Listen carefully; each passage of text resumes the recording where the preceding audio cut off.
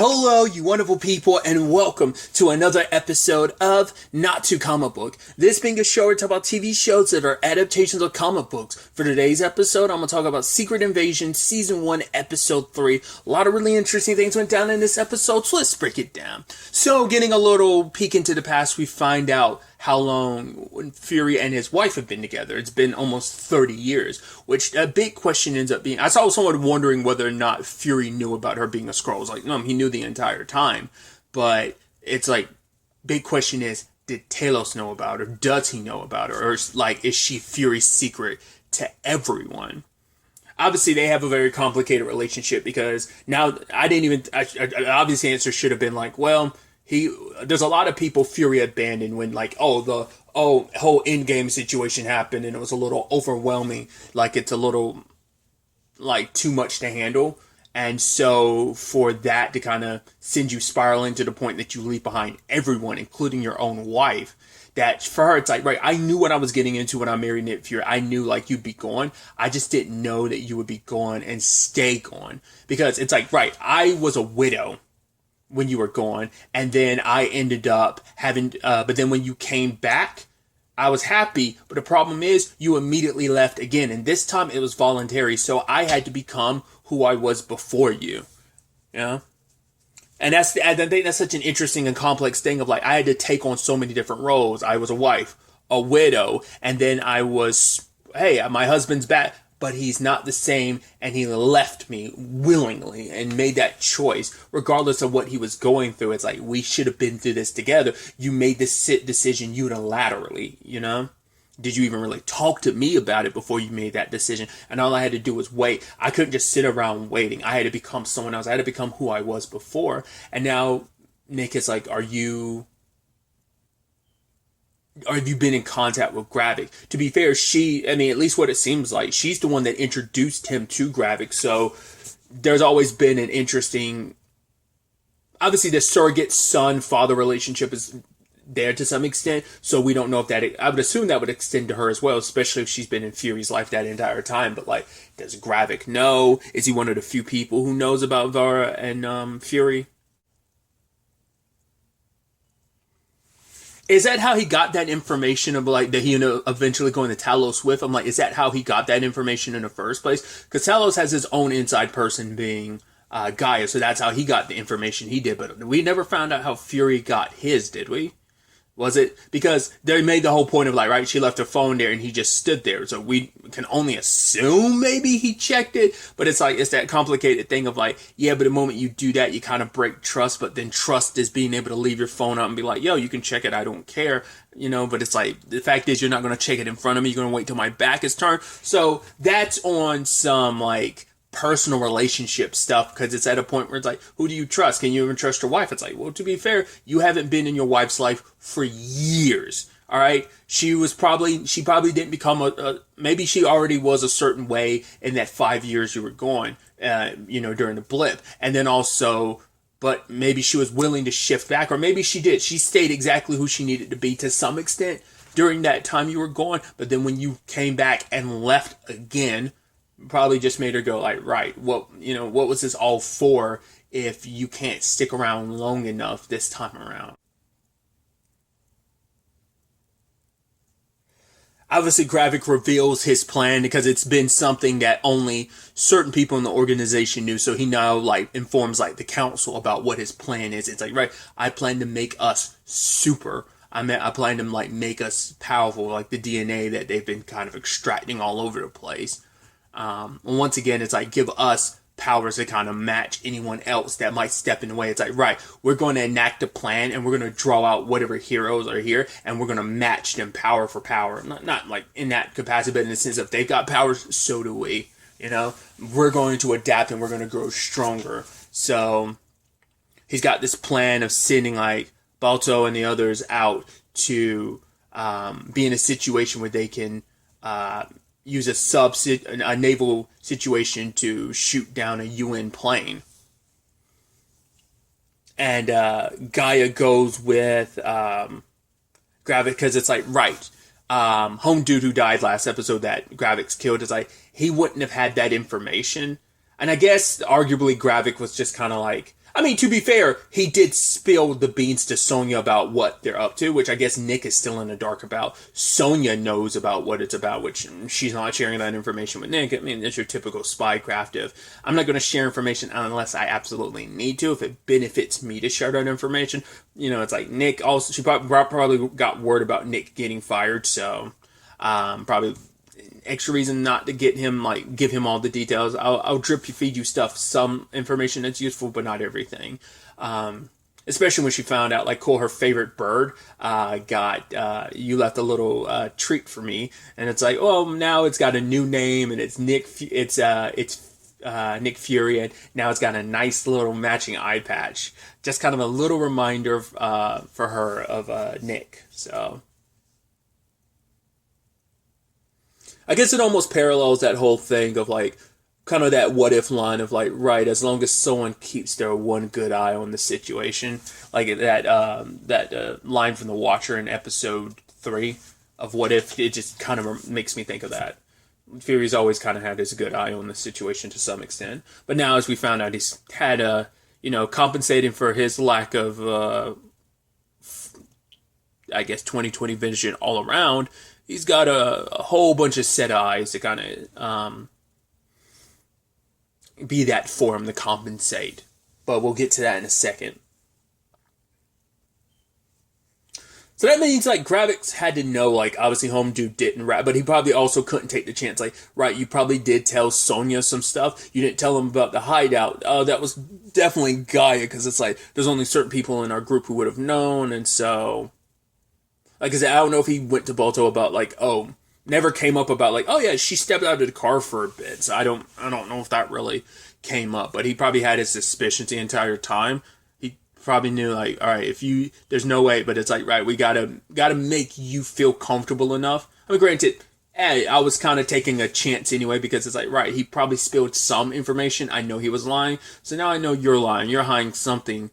Gaia, so I'll see. I'll go ahead and let you feel safe, feel comfortable, like you aren't, But he already brought up his suspicions, and she even mentions, it's like, I'm a good liar. So if I was in that same situation, I wouldn't have given any information. I would have lied.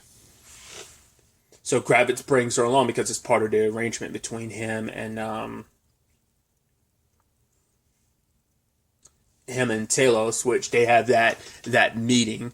And that painting, and I love that whole thing of, like, right, it's kind of a representation of, everything. And Taylor's like, what is everything? He's like, right, the person who poses for the picture and the one who actually gets shit done. It's that conversation of, like, you're kind of a bigwig who's all talk. I'm more of an action person. I get into the trenches. I would rather write my history rather than with ink. I would rather write it in blood. It did showcase what I've done, that I've actually taken action, and I didn't. My actions aren't inactions like yours would have been, Talos. And so,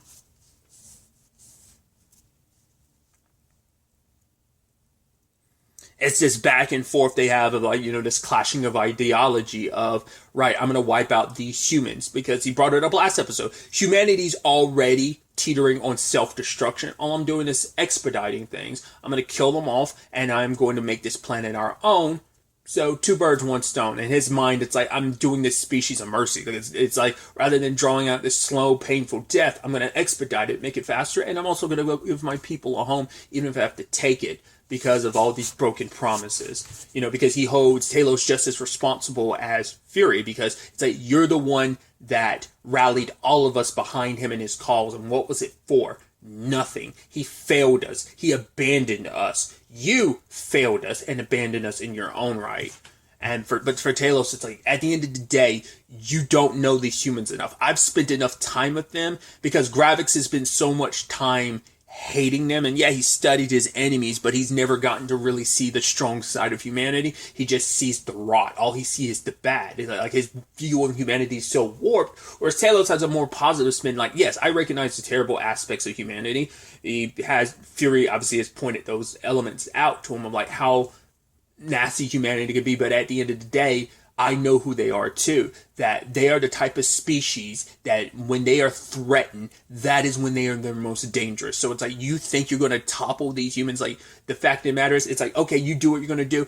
I will let them know who you really are, and you'll lose all form of surprise, because this won't go the way you want it to. And even if you think you're going to back them into a corner, like, what are humans at the end of the day? We are animals, and we scrap and fight like hell when we're backed into a corner, and you don't want to do that. And Talos is trying to warn him, like, we can find another way, that we don't have to go down this route.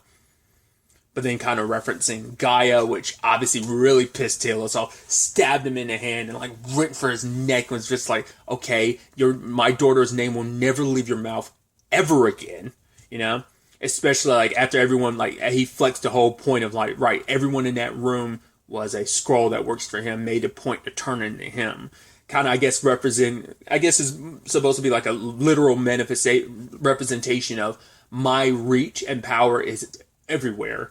Like, I've got eyes everywhere. So I thought it was pretty slick of Gaia to turn into that old man and exchange the phone. Like, she didn't send the message, she just put it on a burner phone and like kind of saved it in its drafts and left it for him to kind of doing a really good job of kind of making sure there's no like full-on digital trail that potentially follow. So, and then like Gravik's like walking, and I was like, oh, the old person, obviously it's got to be Gaia, but like getting back to the car before him. It's like, wouldn't it be, I guess it's like maybe she didn't have enough time to actually get inside of the car. She just stood there like, hey, I've been here standing or waiting. But it's like, maybe it'd be more suspicious if like, oh, I'm in the exact same spot the entire time. Like, I didn't go for a walk or anything. I didn't go out to stretch more. Like, I just sat here. Maybe that's the justification. But I really love the Talos and Fury scenes, especially when Fury's like, hey, I got a lead. He's like, oh, you also ruined my like having breakfast and stuff because you told me this dog. He's like, cool, thanks. I've lost my appetite. And I love Fury being like, oh, really? Because I guess Talos is a big eater or something, the way he made it sound like, oh, really? You're gonna lose your appetite? Like, I've never known you to lose your appetite. It's like, right, I have this information. He's like, oh, it seems like you're asking for my help. He's like, I never said that. It's like, well, you're kind of not really saying it, but the fact is you're here kind of implies like you need my help. I need to hear you say it. He's like, say what? Say, Talos, I need your help. I'm nothing without you. And it's like, they sound like a married couple. And it's like, yeah, Talos is his work wife, essentially. So it's like, but Nick has to kind of crumble. And I even love later on, Sonya's like, are you going to give me an apology? He's like, I already gave out the one apology I'm going to give. So she ended up giving him the information he needed about Neptune. Because she knows, like, okay, she was looking at the profile of, like, because I think that is the guy we've seen with Gravik's, the person she was looking into, whose file we saw. I think that's one of Gravik's people we've already seen, is that guy, I think. If I remember correctly. And for her, it's like, right, that place that her, Rogan was being held, it's like, right, I was doing my best work, and it got interrupted, so it's like, right, I got to find out who's the mole inside of my operation that kind of pointed them in that right direction. So, but back to the Talos and Fury of it all, where it's like, he's like, I don't get the whole dog thing. It's like, oh, they're supposed to be man's best friend, but really, like, what other interspecies have that same relationship where you walk around behind them and you clean up their poop? He's like, it doesn't make any sense. He's like, oh, I've been cleaning up your poop forever, and it's like, what? Really? That's how you see this? It's like, oh, how very revisionist of you. Let me make it clear. Let me tell you my perspective on the whole situation. I've been cleaning up your mess. Like, not me and the 19 others who became your eyes and ears. It's like, you were good at your job, but because of us, you were excellent. You knew, like, sir, you always saw everything coming. But that was also the problem. Like, even they didn't see the Thanos of it all coming. Because other people have had that same question too, based on what Talos said last episode. We don't know when the million scrolls came. Was it over the course of the 30 years? Did they secretly come here like 30 years ago under Nick's nose? Or was it during the blip where like half the population had disappeared? Like, did they drip feed in during that time, or did they all show up in like a mass migration? That's still unclear.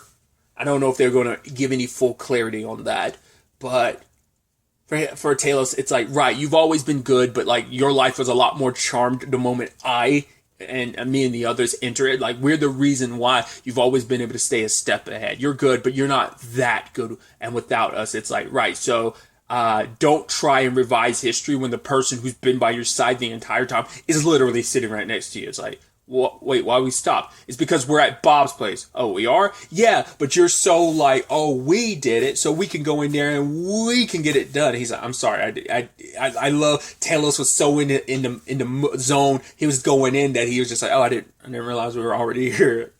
I love that. Like I said, that just kind of like married couple, just like, we've been at it for 30 years. Ugh, yeah, you know.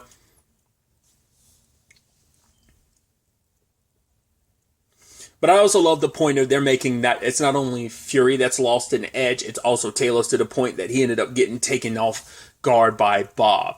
Because he saw Bob's son, and I guess at first I was like, how do you know that's not actually... it could have been Bob. Like, that might have been him in disguise as his son, and then he snuck up on Talos and got the upper hand on him.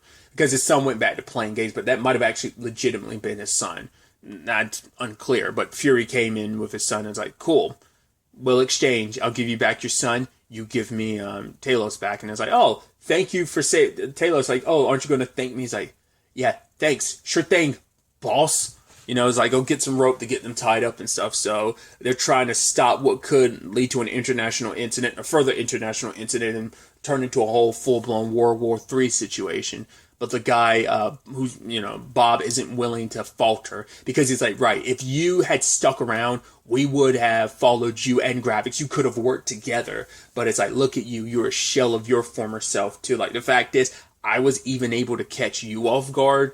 Like, the fact is, you're not the warrior you once were. Like, both you and Fury have lost an edge. You're willing to go so far for these humans. And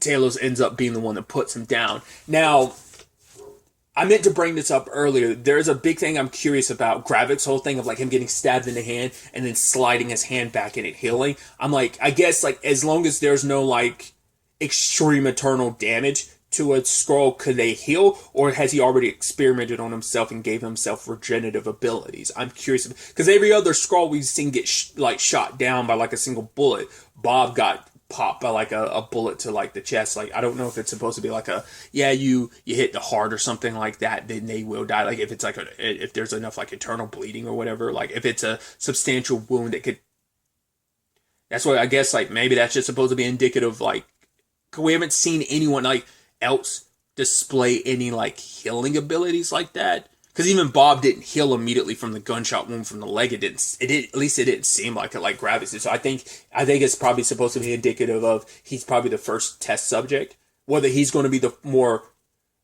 Because my understanding, and once again, I could be wrong. I don't know the comics like that. I thought there was only one Super Skrull. He's making multiple Super Skrulls, but it could just be like... Well, I mean, we're technically down to only 2 super soldiers now in existence.